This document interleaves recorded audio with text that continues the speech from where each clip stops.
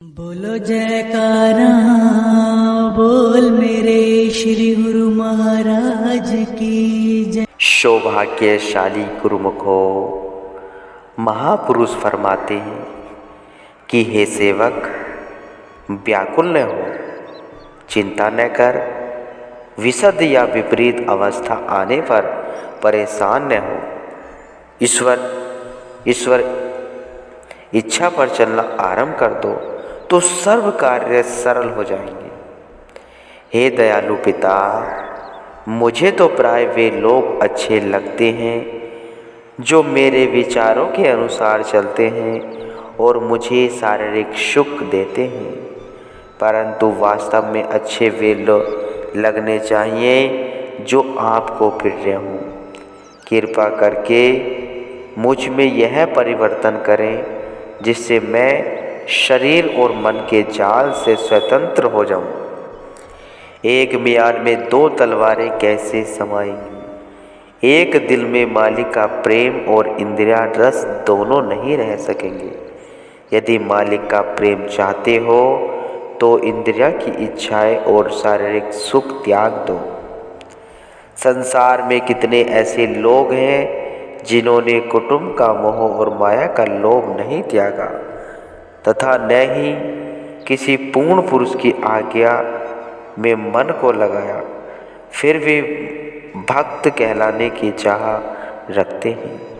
स्वार्थी और विकारी लोग बाहर दिखावा परोपकार का करते हैं, परंतु भीतर ही भीतर वे अपनी बढ़ाई की इच्छा रखते हैं।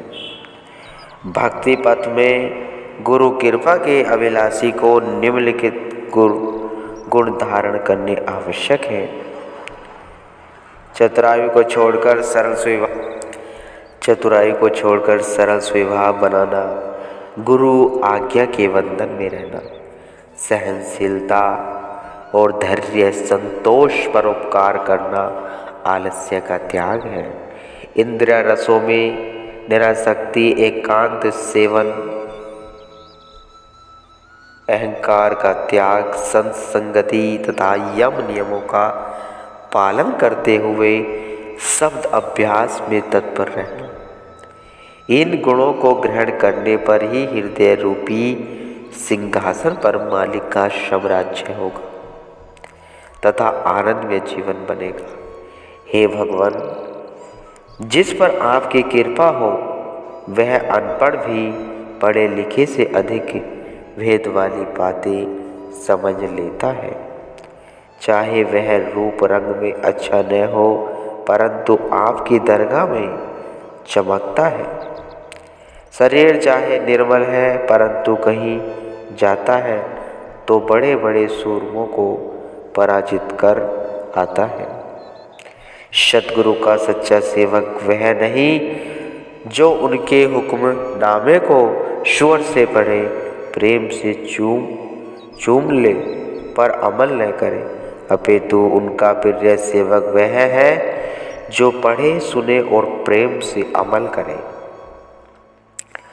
यदि सद्गुरु की शरण पकड़ी है तो उस राह में जो सद्गुरु के लिए कष्ट सहन करने पड़े तो प्रसन्नता से सहन करो। सांसारिक छोटे कार्यों के लिए भी तो सहन करते हो। यदि सत्य के लिए सहन कर लिया तो कौन सी बड़ी बात की। विश्वास करो कि तुम अकेले नहीं हो, धुर की सहायता तुम्हारे साथ है और जय अंत में सत्य की ही होगी। सद्गुरु के वचन है कि हे सेवक, तुम जो कभी कभी शीघ्र दुखी व उदासीन हो जाते हो तो इससे यह प्रकट होता है कि अभी तुम में आत्मिक निर्मलता और इच्छाओं का त्याग नहीं किया तथा स्वयं को पूर्णतः समर्पण नहीं किया। गई सो बात गई, अब भविष्य में ध्यान रखो, तुम चिंता न करो। सद्गुरु शब्द के अतिरिक्त अन्य कुछ भी विचार न करो। तुम जो कार्य वर्षों में नहीं कर सकते हैं, मालिक एक पल में कर देंगे। जीव की परीक्षा सुख में नहीं दुख में होती है और परीक्षा के पश्चात ही परिणाम निकलता है। जो दुख में धैर्य रखता है और मालिक पर विश्वास रखता है, वही मालिक की कृपा का पात्र बनता है। तुम्हारे पास यदि कोई सोच या चिंता आ जाए तो उसे अधिक समय न ठहरने दो। उसी समय कोई सद्शास्त्र पढ़ो या सेवा में संलग्न हो जाओ। नहीं तो ध्यान करो कि या मालिक की महिमा के शब्द उच्च स्वर में गाने प्रारंभ कर दो, अथवा मन के विचारों को बदल चिंता को शीघ्र वहाँ से भगा दो। तुम सद्गुरु को अंग संग समझो, वे अमर पुरुष सर्वतः तुम्हारी सहायता करेंगे। तुम घबराओ नहीं, धैर्य को अपनाओ और सब कुछ उन पर छोड़ दो। सदैव मालिक का यशगान करते हुए आरती, पूजा, सत्संग, ध्यान व सुमरण नित्य नियम पूर्वक करना चाहिए। जीव अपने बल से ही मन और माया पर विजय नहीं पा सकते। हरदम श्री सद्गुरु की सहायता की याचना करे और एक क्षण के लिए भी विस्मित न हो। सद्गुरु का ध्यान करने वाले व्यक्ति बुरे कर्मों से बचा रहता है। मन का यह स्वभाव है कि एक क्षण भी स्थिर नहीं रह सकता। इसे स्थिर करने के दो साधन हैं, सेवा और अभ्यास। सेवा द्वारा जब मन निर्मल हो जाएगा तो स्वतः ही भजन अभ्यास में लगने लगेगा। ईश्वर की बीमारी वाले जीव ईर्ष्या की बीमारी वाले जीव टीबी के और कैंसर के रोगियों से भी कई गुना अधिक भयानक हैं। इसलिए किसी के प्रति मन में ईर्ष्या भाव नहीं रखना चाहिए। कभी भक्ति मार्ग में दुख सहना पड़े तो उसे प्रसन्नतापूर्वक सहन कर लेना चाहिए। उसमें तो भलाई ही निहित है और यही कहना चाहिए कि जो श्री सद्गुरुदेव जी की आज्ञा में मौज है वह मुझे स्वीकार है। बहुधा लोग श्री सद्गुरुदेव के वचन सुनकर वाह करते रहते हैं और प्रसन्नता से झूमते भी रहते हैं, लेकिन अमली कार्यवाही कुछ भी नहीं करते। इससे कोई कार्य सिद्धि नहीं होता। सेवक और दुख से भयभीत होए या दुख को सुख न समझो तो सेवक वही बढ़ाई कैसी है। गुरु दरबार में रहने वालों का आपस में प्रेम देखकर श्री सद्गुरुदेव प्रसन्न होते हैं। आप भी प्रेम से रहिए। यदि आपको कोई कठिनाइयाँ सहन करनी पड़े तो प्रसन्नतापूर्वक सहन कर लीजिए। ऋषियों मुनियों ने प्रभु प्रसन्नता के लिए कितने कष्ट सहन किए थे।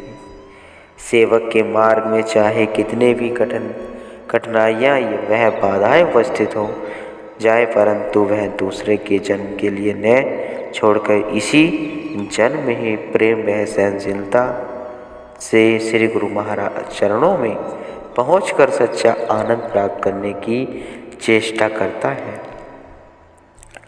कभी कोई व्यक्ति आपसे अपशब्द बोले या सद्व्यवहार न करे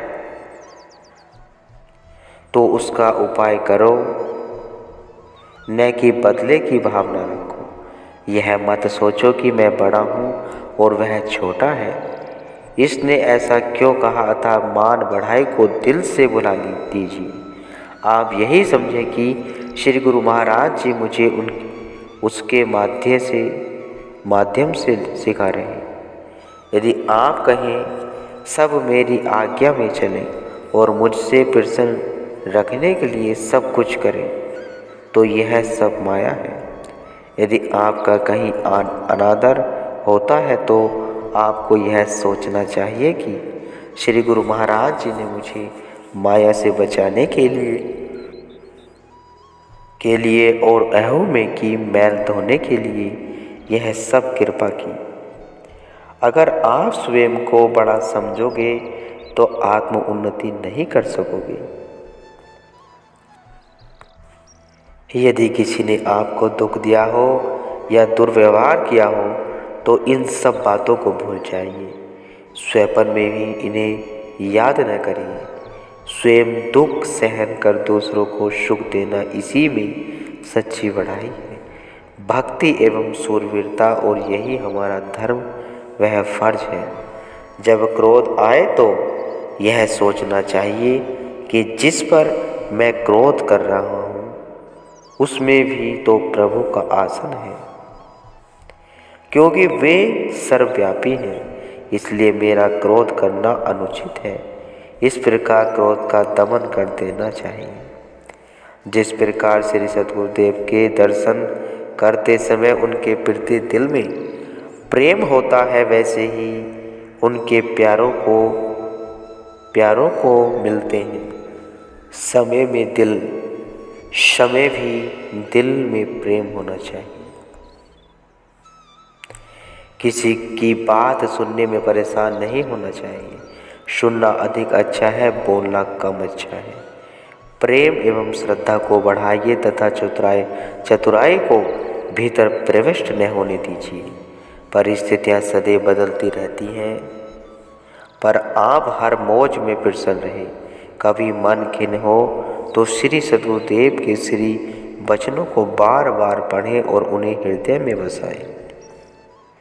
हे प्यारे, कुछ गुजर गए और कुछ गुजर जाएंगे।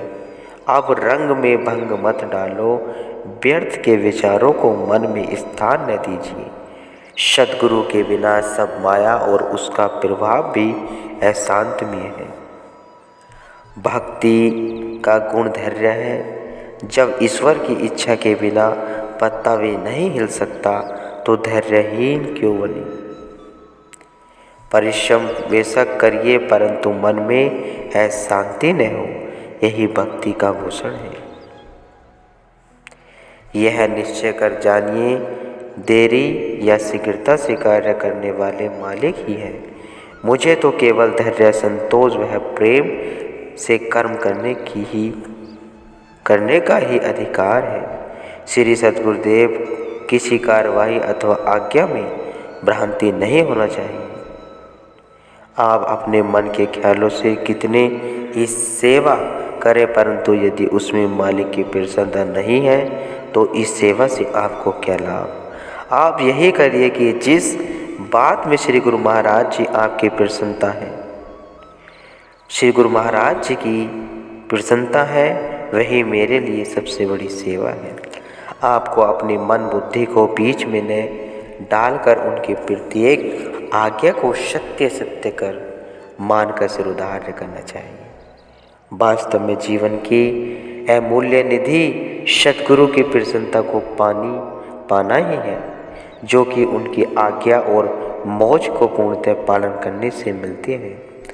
लोग तो हाथ जोड़कर तुम्हारे आगे श्रद्धा प्रकट करेंगे, परंतु अपनी प्रसन्नता देख प्रसन्न नहीं होना चाहिए। सत्य बात कहने से